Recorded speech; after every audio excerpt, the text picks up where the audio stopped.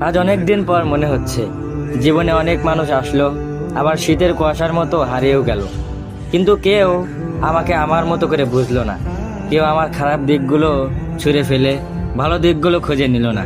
কেউ জানতে চাইলো না আমি কি চাই, কি পেলে আমি খুশি হব। সবাই শুধু নিজের দিকটাই বুঝিয়ে গেল। আমার মনের চিৎকার কারো কানে বাজেনি।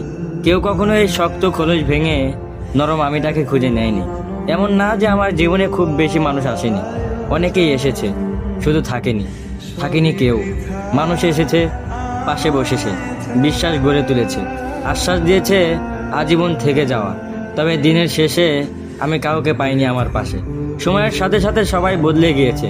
চলে যাওয়ার সময় কারো মনে আমার জন্য বিন্দুমাত্র মায়া লাগেনি। প্রয়োজনে কাছে এসেছিল, আর প্রয়োজন শেষে মেঘের মতো ভেসে চলে গিয়েছে বহুদূরে। আমার মাথায় হাত রেখে কেউ দুঃখ ভাগাভাগি করতে চায়নি কখনো।